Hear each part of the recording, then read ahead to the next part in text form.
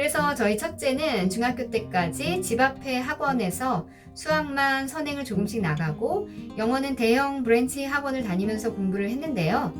나름 학교에서 공부도 잘 했어요. 그런데 저희 아이 말로는 동네 학원에서는 자기보다 잘하는 친구들을 많이 보지 못해서 그때만 해도 자기가 굉장히 잘하는 줄 알았다고 했어요.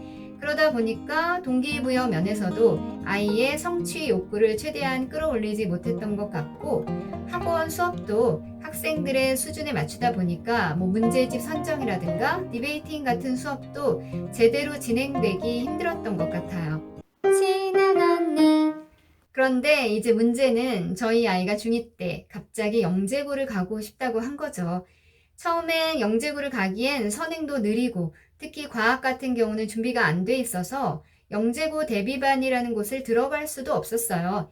그런데 또 아이가 하고 싶다고 하고 저도 어차피 우리 아이가 이과를 갈 거면 이런 공부를 한번 해보는 것도 좋을 것 같다는 생각이 들어서 그런 결정을 내렸는데요. 마침 늦게 시작하는 학생들을 위한 반이 개설이 된 학원이 있어서 그 학원을 보내게 되었어요.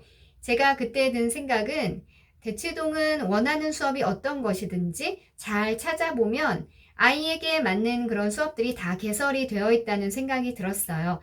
역시 학원이 많고 좋은 선생님들이 많으니까 가능한 일이겠죠. 저희 아이가 영재고 준비를 시작하고 나서 처음에는 학원을 매일 가는 것과 학원에 밤늦게까지 남아서 자습을 하고 오는 일이 정말 힘들어 보였는데요. 그런데 제가 그런 공부를 억지로 시킨 것이 아니고 자신이 가고 싶다고 생각을 해서인지 잘 견뎌내는 것 같았고, 나중에는 친구들과 친해져서 그 생활이 즐거워 보이기까지 했어요. 제가 예전에는 영재고나 과고를 준비하는 친구들이 어떻게 저렇게 어린 나이에 밤늦게까지 공부를 하고 또 엄마들도 아동학대도 아니고 저렇게까지 아이를 공부시킬 일이 있나? 굉장히 회의적인 생각을 가진 사람이었는데요.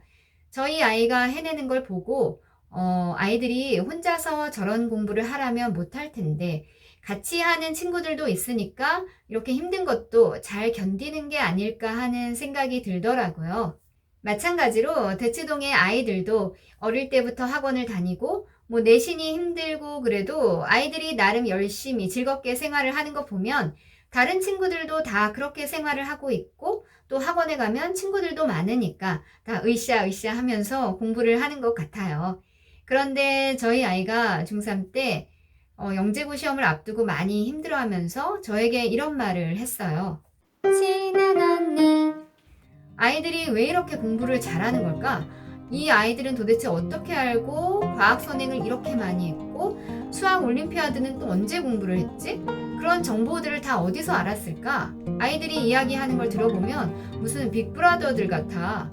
저는 사실 영재고를 가기 위해서 어릴 때부터 대치동의 학원을 다니면서 준비하는 친구들도 많이 알고 있었고 또 어떤 학원을 다니면서 어떤 걸 공부해야 하는지 알고 있었어요. 그런데 저는 저희 아이가 저녁 늦게까지 그렇게 학원에서 공부하는 걸 원치 않았고 또 학원을 많이 다니지도 않았던 저희 아이가 그런 과정을 잘 견뎌낼 수 없을 거라고 생각을 계속 가지고 있었기 때문에 그런 학원을 안 보냈던 건데요. 그런 이야기를 아이에게 듣고 나니까 저희 아이에게 도움이 되지 못한 것 같아서 미안했고 또 아이를 공부를 제대로 시켜보지도 않고 우리 아이는 그런 걸 못할 거야. 이렇게 단정지었던 제 자신을 반성하게 되었어요. 저희 아이는 나름 준비 기간이 짧았는데도 영재고 3차까지 갔고요. 저는 더 이상 그런 힘든 공부를 시키고 싶지 않아서 과학고를 보내고 싶지 않았는데요. 그래도 저희 아이는 원하는 대로 과학고 원서를 쓰긴 했고 저는 과학고를 떨어질 것을 대비해서 대치동으로 이사를 오게 되었어요. 사실 중3이란 학년은 대치동으로 이사를 오는 마지막 학년이라고 볼 수 있는데요. 저희 큰아이는 영재고 과고를 준비하기 시작한 중2 때부터 대치동 학원을 다녔기 때문에 대치동 분위기를 제가 대충 파악할 수 있었고 또 수시 비중이 너무 높아서 대치동의 고등학교를 가면 많이 불리할 거라는 걱정도 있었지만 잠실에 남아도 학생 수가 너무 적은 학교들도 있고 그래서 대입에서 결코 유리하다는 생각이 들지 않았어요. 그래서 기왕이면 학생 수도 많고 대입 실적도 좋은 대치동의 일반고를 보내기 위해서 대치동으로 이사를 했고 저희 아이 친구들도 같은 생각으로 대치동으로 이사를 많이 왔어요. 그런데 결국 저희 아이는 과학고에 합격을 한 거죠. 대치동에 고등학교를 다니진 않았지만 이사를 와서 좋았던 점은 대치동에는 특목고 학생들을 위한 학원이 모여 있다는 건데요. 서울권 과고 같은 경우는 금요일날 기숙사를 나와서 주말에는 거의 대치동에 있는 학원 수업을 들어요. 어떤 분들은 영재고 과학고 학생들이 무슨 학원을 다니냐, 만들어진 영재다, 뭐 이렇게 비난을 하기도 하는데, 과학고의 경우는 일반고에서 배우는 교재라든가 뭐 커리큘럼 자체가 달라서 일반 서점에서 참고서나 문제집을 구하기가 어려워요. 그래서 학교 공부를 보충하기 위해서 학원을 다닌다기보다는 대부분 내신을 대비할 수 있는 문제를 더 많이 구하기 위해서 학원을 다니는데요. 목동에 사는 친구들이나 다른 지역에 사는 친구들은 대치동까지 학원을 다니는 일이 좀 힘들어 보였어요. 저희 아이 같은 경우는 대치동에 살다 보니까 중간중간 집에 와서 뭐 식사도 하고 집에 와서 누워서 쉬다가 학원을 가기도 해서 좋았던 것 같아요. 그리고 대치동에 이사 와서 좋았던 점은 치안도 좋고 뭐 저녁 늦게까지 스터디 카페나 독서실에서 공부를 하는 친구들이 많아서 밤늦게 공부를 하고 집에 돌아올 때도 걱정이 안 되더라고요.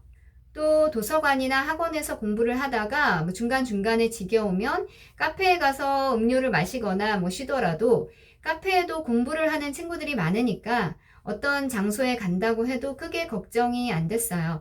물론 대치동에 노래방이나 PC방이 없는 건 아닌데 저희 아이 같은 경우는 공부를 하다가 중간중간에 뭐 친구들과 코인 노래방에 가끔 가서 노래도 한두 곡씩 불렀다고 했고요. PC방은 대치동에 이사 와서는 자신이 가끔 가던 익숙한 곳이 아니어서 그랬는지 한 번도 간 적이 없다고 하더라고요. 저는 대치동에 이사 와서 좋은 분들도 많이 만나고 또 둘째도 공부를 열심히 잘 하고 있어서 아주 만족을 하는데요. 친한 언니.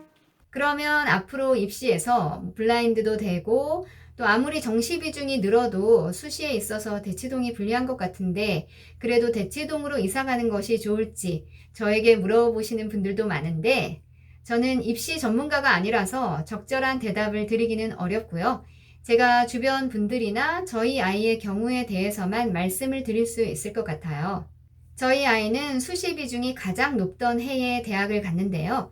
수시 비중이 70%를 넘어도 그 안에는 각각 학생부 교과, 학생부 종합, 논술, 또 그 당시엔 특기자 전형도 있었는데 이런 여러 가지 전형으로 수시가 나뉘다 보니까 우리 아이가 지원할 수 있는 수시 전형은 결코 많지 않더라고요. 그래서 사실 수시도 정시와 비교했을 때 결코 쉽지 않았어요. 그리고 중학교 때 저희 아이와 비슷했던 실력의 친구들은 특목고를 가던지 뭐 대치동에 고등학교를 오던지 잠실에 남던지 모두 대학 입시 결과가 아주 좋았고 특히 이과 남학생들의 경우는 수능을 보고 정시로 간 친구들의 실적이 아주 좋았어요. 그리고 보통 다른 지역에서 고학년 때 대치로 전학을 오면 성적이 떨어진다 뭐 이러는데 이미 대치동으로 학원을 다녔고 그 학원에서도 잘했던 친구들은 대치동의 고등학교에 와서도 공부를 잘 하더라고요. 결국 제가 말씀드리고 싶은 건 공부를 잘하는 아이들은 어디 가도 잘한다는 뜻이고 이건 결국 꼭 대치동이 아니라도 공부를 잘하면 대학에 잘 갈 수 있다는 뜻이에요. 제가 보기엔 지금으로서는 자신이 지원할 수 있는 고등학교의 서울대의 뭐 수시 실적이라든가 선배들의 실적을 보고 입시 결과가 괜찮으면 그리고 자기가 중학교 때 뭐 그 지역의 부동의 전교 1등이다. 게다가 의대를 원한다면 대치동으로 올 필요가 전혀 없다고 말씀드리고 싶어요.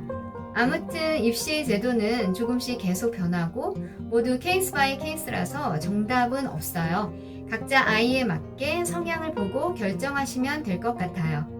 그리고 마지막으로 한 가지 더 말씀드리고 싶은 건 저는 교육특구 지역, 뭐 학군지 이렇게 불리는 곳에 살다 보니까 항상 제 주변에 우리 아이보다 선행을 더 많이 하는 아이들이 있었고 더 잘하는 아이들이 많이 있었기 때문에 아까도 말씀드린 것처럼 초등학교 때부터 우리 아이는 너무 늦었다 이런 생각을 많이 했다고 했는데요. 제가 저희 큰아이를 대학까지 보내놓고 보니까 사실 초중등이면 아직 시간이 많으니까 그런 생각을 전혀 할 필요가 없어요. 그리고 현재 대학 입시에서 중요한 내신이나 수능은 수학 선행이나 영어 스피킹 라이팅 실력을 요구하는 게 아니어서 현재 학교에서 배우고 있는 내용을 꼼꼼하게 공부하고 잘하면 좋은 결과가 나올 수 있거든요.